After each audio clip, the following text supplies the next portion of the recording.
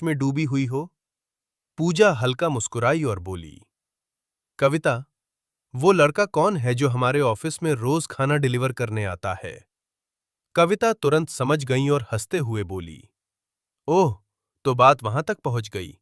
उसका नाम आदित्य है। पूजा ने धीरे से कहा, अच्छा? कविता बोली, हाँ वही।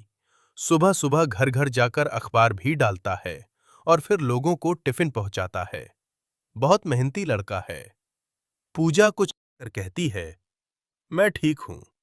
ऑफिस छूटने के बाद मिलेंगे हम। पूजा हल्की मुस्कान के साथ कहती है, ओके। उधर आदित्य अपने घर पहुंच जाता है और अपनी पुरानी साइकिल को ठीक करने लग जाता है। तभी उसके फोन की घंटी बजती है। आदित्य फोन उठाकर कहता है, बोलो। दूसरी तरफ से मैनेजर की आवाज आती है, सर आपको एक जरूरी पेपर पर साइन करना है। आदित्य कहता है, ठीक है, मैं ऑफिस पहुंचता हूं और पेपर पर साइन करके जल्दी निकल जाऊंगा। मैनेजर कहता है, ठीक है सर। उधर मेहरा ग्रुप की सीईओ अपनी कार के अंदर बैठी होती है। वो ड्राइवर से कहती है, हमें ऑफिस नहीं, मेरे बंगले पर ले चलो। ड्राइवर तुरंत कहता है, यस मैडम। कार तेजी से सड़क पर आगे बढ़ जाती है। पूजा ऑफिस के बाहर खड़ी होती है। इतने में उसकी फ्रेंड कविता वहां आ जाती है और कहती है, पूजा चलो, निकलते हैं। लेकिन पूजा के मन में अभी भी उसी डिलीवरी बॉय का ख्याल चल रहा होता है। वो कविता से कहती है, मुझे उस डिलीवरी बॉय के बारे में कुछ और बताओ ना।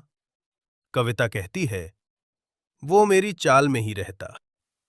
यह सुनकर पूजा थोड़ी खुश हो जाती है और कहती है, ठीक है, मैं सुबह तुम्हारे घर पर आऊंगी और वहीं से हम ऑफिस के लिए निकल जाएंगे। कविता मुस्कुराकर कहती है, ठीक का समय था। सूरज धीरे धीरे ढल रहा था और आसमान हल्के नारंगी रंग में बदल चुका था। आदित्य अपनी साइकिल को दीवार के सहारे लगाकर घर के अंदर जाता है। कुछ देर बाद वो अच्छे कपड़े पहनकर बाहर निकलता है। जैसे ही वो गली से तभी सामने से कविता आती है। कविता मुस्कुराकर पूछती है, आदित्य, कहाँ जा रहे हो? आदित्य हल्की मुस्कान के साथ कहता है, बस थोड़ा काम से बाहर जा रहा हूं, बहुत जल्द वापस आ जाऊंगा। कविता धीरे से कहती है, मुझे तुमसे कुछ जरूरी बात करनी थी। आदित्य जवाब देता है, मैं जरा बाहर जाकर आ जाऊं, फिर आराम से बैठकर बात करेंगे। कविता सिर हिलाकर कहती है, ठीक।